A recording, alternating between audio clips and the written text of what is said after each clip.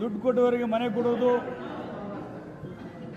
Commission ಕೊಟ್ಟವರಿಗೆ ಕಾಮಗಾರಿಗಳು ಕೊಡೋದು, ಫಲಾನುಭವಿಗಳ ಆಯ್ಕೆಯಲ್ಲಿ ದುಡ್ಡು ತಗೊಳ್ಳೋದು ಕಾಂಗ್ರೆಸ್ ಸರ್ಕಾರ ಬಂದಾಗಿನಿಂದ ನಿರಂತರವಾಗಿ ನಡೀತಾ ಇದೆ. ನಾವೇನಾದ್ರೂ ಹೇಳಕ್ಕೆ ಹೋದರೆ ನೀವು ಪ್ರೂಫ್ ತೋರಿಸಿ ಅಂತ ನಮ್ಮನ್ನು ಡೈವರ್ಟ್ ಮಾಡೋಕ್ಕೆ ಪ್ರಯತ್ನ ಮಾಡ್ತಾರೆ. ಮೊನ್ನೆ ಬಸವರಾಜ ರಾಯರೆಡ್ಡಿ ಹೇಳಿದರು, ವರ್ಗಾವಣೆಯಲ್ಲಿ ಭ್ರಷ್ಟಾಚಾರ ತಾಂಡು ಮಾಡ್ತಾ ಇದ್ದು ಮಾತನ್ನು ಹೇಳಿದರು. ಅದಾದಮೇಲೆ ಸರ್ಕಾರದಲ್ಲಿ ಕೆಲಸಗಳೇ ಆಗ್ತಾ ಇಲ್ಲ ಅನ್ನೋ ಮಾತನ್ನು ಹೇಳಿದರು. ಇನ್ನೊಂದ್ಸಲ ಹೇಳಿದರು, ಇನ್ನೊಬ್ಬ ಶಾಸಕರು ಹೇಳಿದರು, ಅಭಿವೃದ್ಧಿ ಕಾರ್ಯಗಳು ಸಂಪೂರ್ಣವಾಗಿ ನಿಂತೋಗಿದೆ, ಒಂದು ಹಿಡಿ ಮಣ್ಣಾಕಕ್ಕೆ ನಮ್ಮಲ್ಲಿ ದುಡ್ಡಿಲ್ಲ ಅನ್ನೋ ಮಾತನ್ನು ಹೇಳಿದರು. ಇವಾಗ ವಿಶೇಷವಾಗಿ BR ಪಾಟೀಲ್ ಅವರಿಗೆ ನಾನು ಧನ್ಯವಾದ ಸಲ್ಲಿಸ್ತಾ ಇದ್ದೇನೆ. ರಾಜ್ಯದ ಹಿರಿಯ ರಾಜಕಾರಣಿಯಾಗಿ ಅವ್ರ ಕೈಯಲ್ಲಿ ಅವ್ರದೇ ಸರ್ಕಾರ ಮಾಡಿದ ಭ್ರಷ್ಟಾಚಾರ ಸಹಿಸಿಕೊಳ್ಳೋಕ್ಕಾಗಲಿಲ್ಲ. ಹಾಗಾಗಿ ಅವ್ರು ನೇರವಾಗಿ ಹೇಳಿದರೆ, ಯಾರಿಗೆ ಬಡವರಿಗೋಸ್ಕರ ರಾಜೀವ್ ಗಾಂಧಿ ಹೌಸಿಂಗ್ ನಿಗಮ ಇದೆ, ಬಡವರಿಗೋಸ್ಕರ ಹೌಸಿಂಗ್ ಬೋರ್ಡ್ ಇದೆ, ಬಡವರಿಗೋಸ್ಕರ ಸ್ಲಮ್ ಬೋರ್ಡ್ ಇದೆ, ಅಲ್ಲಿ ಕೇಂದ್ರದಿಂದ ಬರುವ ಮನೆಗಳಿಗೂ ಸಹ ಹಂಚಿಕೆ ಮಾಡೋದ್ರಲ್ಲಿ ದುಡ್ಡು ಕೊಟ್ಟವ್ರಿಗೆ ಮಾತ್ರ ಮನೆ ಕೊಡ್ತೀವಿ ಎನ್ನುವ ನೇರವಾದ ಆರೋಪವನ್ನು BR ಪಾಟೀಲ್ ಮಾಡಿದ್ದಾರೆ. ಸಮಾಜವಾದಿ ಸಿದ್ಧಾಂತ ಬಂದಂಥ ಸಿದ್ದರಾಮಯ್ಯನವರು, ನಾನು ಎರಡನೇ ದೇವರಾಜ ಅರಸ್ ಅಂತ ಬೀಗ್ದಾರ್ ಸಿದ್ದರಾಮಯ್ಯನವರು, ಏನಾದರೂ ಸ್ವಲ್ಪ ಆದರೂ ಮಾನ ಮರ್ಯಾದೆ ಇದ್ದರೆ, ಗೌರವ ಇದ್ದರೆ, ಕಿಂಚಿತ್ ಏನಾದರೂ ಸ್ವಾಭಿಮಾನ ಇದ್ದರೆ ತಕ್ಷಣದಿಂದ ರಾಜೀನಾಮೆ ಕೊಡಬೇಕು, ಕಾಂಗ್ರೆಸ್ ಸರ್ಕಾರ ತೊಲಗಿಸಬೇಕು. ಆರೋಪ ಮಾಡಿರೋ ಅಂತಿಂಥವರಲ್ಲ. BR ಪಾಟೀಲ್ ಅವರು ನೇರ ನಿಷ್ಠುರ ರಾಜಕಾರಣಕ್ಕೆ ಹೆಸರುವಾಸಿಯಾದವರು, ಪ್ರಾಮಾಣಿಕರು, ರೈತರ ಬಗ್ಗೆ ಕಾಳಜಿ ಇರೋರು ಅಂತ ನಿಮ್ಮ ಹಿರಿಯ ಶಾಸಕ, ನಿಮ್ಮ ಕಾರ್ಯದರ್ಶಿ, ಯೋಜನಾ ಆಯೋಗದ ಉಪಾಧ್ಯಕ್ಷರೇ ಈ ರೀತಿ ಗಂಭೀರ ಆರೋಪ ಮಾಡಬೇಕಾದ್ರೆ ನೀವು ಒಂದು ಕ್ಷಣನೂ ಅಧಿಕಾರ ಇರೋಕ್ಕೆ ಸಾಧ್ಯ ಇಲ್ಲ. ನೀವು ಸರ್ಕಾರವನ್ನು ಬರ್ಖಾಸ್ತು ಮಾಡಬೇಕು, ರಾಜೀನಾಮೆ ಕೊಡಬೇಕು ಅನ್ನೋ ಆಗ್ರಹವನ್ನು ಮಾಡ್ತಾ ಇದ್ದೇನೆ. ಇದ್ರ ವಿರುದ್ಧ ನಮ್ಮ ಪಕ್ಷದ ಎಲ್ಲ ಹಿರಿಯರೆಲ್ಲ ಸೇರಿ ದೊಡ್ಡ ಪ್ರಮಾಣದಲ್ಲಿ ಹೋರಾಟ ಮಾಡ್ತೀವಿ ಅನ್ನೋ ಮಾತನ್ನು ಹೇಳಕ್ಕೆ ಇಷ್ಟಪಡ್ತಾ ಇದ್ದೇನೆ. ದುಡ್ಡು ಕೊಟ್ಟವರಿಗೆ ಮನೆ ಕೊಡೋದು,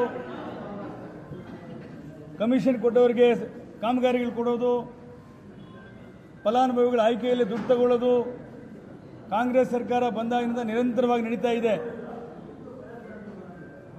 ನಾವೇನಾದ್ರೂ ಹೇಳಕ್ಕೆ ಹೋದರೆ ನೀವು ಪ್ರೂಫ್ ತೋರಿಸಿ ಅಂತ ನಮ್ಮನ್ನು ಡೈವರ್ಟ್ ಮಾಡೋಕ್ಕೆ ಪ್ರಯತ್ನ ಮಾಡ್ತಾರೆ. ಮೊನ್ನೆ ಬಸವರಾಜ ರಾಯರೆಡ್ಡಿ ಹೇಳಿದರು, ವರ್ಗಾವಣೆಯಲ್ಲಿ ಭ್ರಷ್ಟಾಚಾರ ತಾಂಡು ಮಾಡ್ತಾ ಇದ್ದು ಮಾತನ್ನು ಹೇಳಿದರು. ಅದಾದಮೇಲೆ ಸರ್ಕಾರದಲ್ಲಿ ಕೆಲಸಗಳೇ ಆಗ್ತಾ ಇಲ್ಲ ಅನ್ನೋ ಮಾತನ್ನು ಹೇಳಿದರು. ಇನ್ನೊಂದ್ಸಲ ಹೇಳಿದರು, ಇನ್ನೊಬ್ಬ ಶಾಸಕರು ಹೇಳಿದರು, ಅಭಿವೃದ್ಧಿ ಕಾರ್ಯಗಳು ಸಂಪೂರ್ಣವಾಗಿ ನಿಂತೋಗಿದೆ, ಒಂದು ಹಿಡಿ ಮಣ್ಣಾಕಕ್ಕೆ ನಮ್ಮಲ್ಲಿ ದುಡ್ಡಿಲ್ಲ ಅನ್ನೋ ಮಾತನ್ನು ಹೇಳಿದರು. ಇವಾಗ ವಿಶೇಷವಾಗಿ BR ಪಾಟೀಲ್ ಅವರಿಗೆ ನಾನು ಧನ್ಯವಾದ ಸಲ್ಲಿಸ್ತಾ ಇದ್ದೇನೆ. ರಾಜ್ಯದ ಹಿರಿಯ ರಾಜಕಾರಣಿಯಾಗಿ ಅವ್ರ ಕೈಯಲ್ಲಿ ಅವ್ರದೇ ಸರ್ಕಾರ ಮಾಡಿದ ಭ್ರಷ್ಟಾಚಾರ ಸಹಿಸಿಕೊಳ್ಳೋಕ್ಕಾಗಲಿಲ್ಲ. ಹಾಗಾಗಿ ಅವ್ರು ನೇರವಾಗಿ ಹೇಳಿದರೆ, ಯಾರಿಗೆ ಬಡವರಿಗೋಸ್ಕರ ರಾಜೀವ್ ಗಾಂಧಿ ಹೌಸಿಂಗ್ ನಿಗಮ ಇದೆ, ಬಡವರಿಗೋಸ್ಕರ ಹೌಸಿಂಗ್ ಬೋರ್ಡ್ ಇದೆ, ಬಡವರಿಗೋಸ್ಕರ ಸ್ಲಮ್ ಬೋರ್ಡ್ ಇದೆ, ಅಲ್ಲಿ ಕೇಂದ್ರದಿಂದ ಬರುವ ಮನೆಗಳಿಗೂ ಸಹ ಹಂಚಿಕೆ ಮಾಡೋದ್ರಲ್ಲಿ ದುಡ್ಡು ಕೊಟ್ಟವ್ರಿಗೆ ಮಾತ್ರ ಮನೆ ಕೊಡ್ತೀವಿ ಎನ್ನುವ ನೇರವಾದ ಆರೋಪವನ್ನು BR ಪಾಟೀಲ್ ಮಾಡಿದ್ದಾರೆ. ಸಮಾಜವಾದಿ ಸಿದ್ಧಾಂತ ಬಂದಂಥ ಸಿದ್ದರಾಮಯ್ಯನವರು, ನಾನು ಎರಡನೇ ದೇವರಾಜ ಅರಸ್ ಅಂತ ಬೀಗ್ದಾರ್ ಸಿದ್ದರಾಮಯ್ಯನವರು,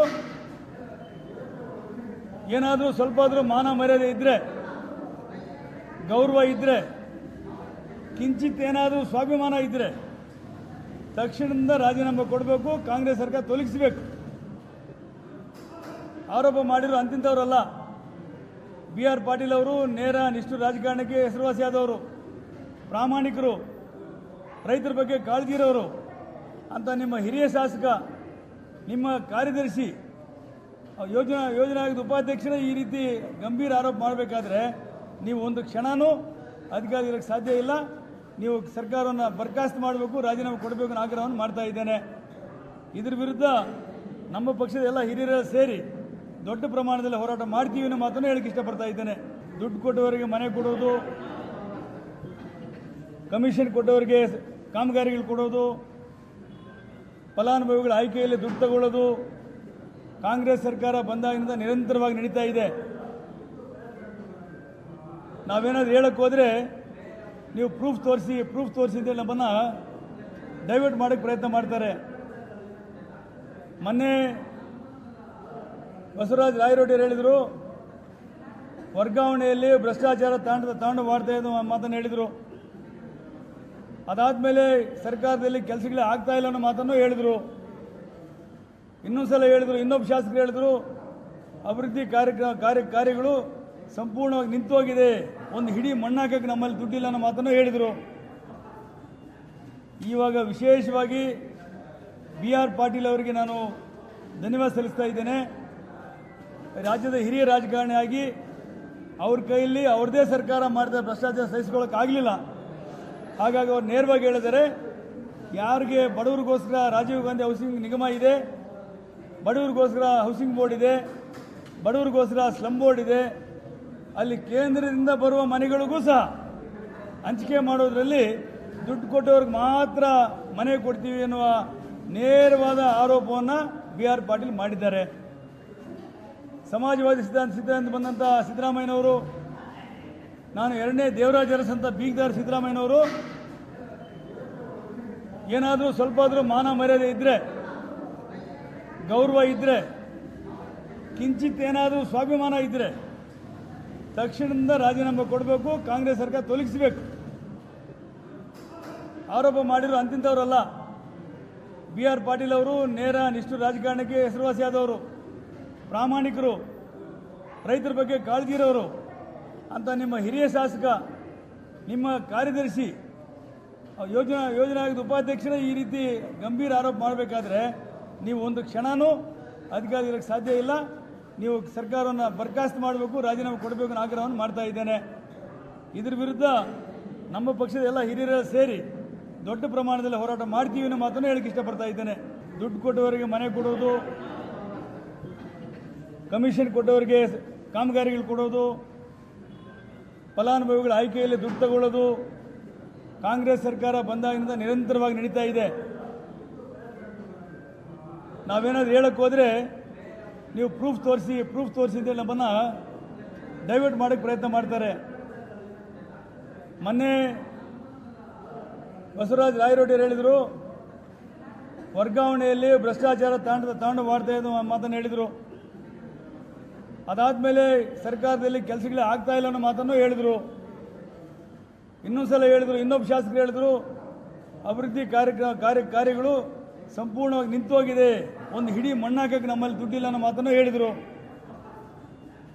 ಇವಾಗ ವಿಶೇಷವಾಗಿ BR ಪಾಟೀಲ್ ಅವರಿಗೆ ನಾನು ಧನ್ಯವಾದ ಸಲ್ಲಿಸ್ತಾ ಇದ್ದೇನೆ. ರಾಜ್ಯದ ಹಿರಿಯ ರಾಜಕಾರಣಿಯಾಗಿ ಅವ್ರ ಕೈಯಲ್ಲಿ ಅವ್ರದೇ ಸರ್ಕಾರ ಮಾಡಿದ ಭ್ರಷ್ಟಾಚಾರ ಸಹಿಸಿಕೊಳ್ಳೋಕ್ಕಾಗಲಿಲ್ಲ. ಹಾಗಾಗಿ ಅವ್ರು ನೇರವಾಗಿ ಹೇಳಿದರೆ, ಯಾರಿಗೆ ಬಡವರಿಗೋಸ್ಕರ ರಾಜೀವ್ ಗಾಂಧಿ ಹೌಸಿಂಗ್ ನಿಗಮ ಇದೆ, ಬಡವರಿಗೋಸ್ಕರ ಹೌಸಿಂಗ್ ಬೋರ್ಡ್ ಇದೆ, ಬಡವರಿಗೋಸ್ಕರ ಸ್ಲಮ್ ಬೋರ್ಡ್ ಇದೆ, ಅಲ್ಲಿ ಕೇಂದ್ರದಿಂದ ಬರುವ ಮನೆಗಳಿಗೂ ಸಹ ಹಂಚಿಕೆ ಮಾಡೋದ್ರಲ್ಲಿ ದುಡ್ಡು ಕೊಟ್ಟವ್ರಿಗೆ ಮಾತ್ರ ಮನೆ ಕೊಡ್ತೀವಿ ಎನ್ನುವ ನೇರವಾದ ಆರೋಪವನ್ನು BR ಪಾಟೀಲ್ ಮಾಡಿದ್ದಾರೆ. ಸಮಾಜವಾದಿ ಸಿದ್ಧಾಂತ ಬಂದಂಥ ಸಿದ್ದರಾಮಯ್ಯನವರು, ನಾನು ಎರಡನೇ ದೇವರಾಜ ಅರಸ್ ಅಂತ ಬೀಗ್ದಾರ್ ಸಿದ್ದರಾಮಯ್ಯನವರು, ಏನಾದರೂ ಸ್ವಲ್ಪ ಆದರೂ ಮಾನ ಮರ್ಯಾದೆ ಇದ್ದರೆ, ಗೌರವ ಇದ್ದರೆ, ಕಿಂಚಿತ್ ಏನಾದರೂ ಸ್ವಾಭಿಮಾನ ಇದ್ದರೆ ತಕ್ಷಣದಿಂದ ರಾಜೀನಾಮೆ ಕೊಡಬೇಕು, ಕಾಂಗ್ರೆಸ್ ಸರ್ಕಾರ ತೊಲಗಿಸಬೇಕು. ಆರೋಪ ಮಾಡಿರೋ ಅಂತಿಂಥವರಲ್ಲ. BR ಪಾಟೀಲ್ ಅವರು ನೇರ ನಿಷ್ಠುರ ರಾಜಕಾರಣಕ್ಕೆ ಹೆಸರುವಾಸಿಯಾದವರು, ಪ್ರಾಮಾಣಿಕರು, ರೈತರ ಬಗ್ಗೆ ಕಾಳಜಿ ಇರೋರು ಅಂತ ನಿಮ್ಮ ಹಿರಿಯ ಶಾಸಕ, ನಿಮ್ಮ ಕಾರ್ಯದರ್ಶಿ, ಯೋಜನಾ ಆಯೋಗದ ಉಪಾಧ್ಯಕ್ಷರೇ ಈ ರೀತಿ ಗಂಭೀರ ಆರೋಪ ಮಾಡಬೇಕಾದ್ರೆ ನೀವು ಒಂದು ಕ್ಷಣನೂ ಅಧಿಕಾರ ಇರೋಕ್ಕೆ ಸಾಧ್ಯ ಇಲ್ಲ. ನೀವು ಸರ್ಕಾರವನ್ನು ಬರ್ಖಾಸ್ತು ಮಾಡಬೇಕು, ರಾಜೀನಾಮೆ ಕೊಡಬೇಕು ಅನ್ನೋ ಆಗ್ರಹವನ್ನು ಮಾಡ್ತಾ ಇದ್ದೇನೆ. ಇದ್ರ ವಿರುದ್ಧ ನಮ್ಮ ಪಕ್ಷದ ಎಲ್ಲ ಹಿರಿಯರ ಸೇರಿ ದೊಡ್ಡ ಪ್ರಮಾಣದಲ್ಲಿ ಹೋರಾಟ ಮಾಡ್ತೀವಿ ಅನ್ನೋ ಮಾತನ್ನು ಹೇಳಕ್ಕೆ ಇಷ್ಟಪಡ್ತಾ ಇದ್ದೇನೆ.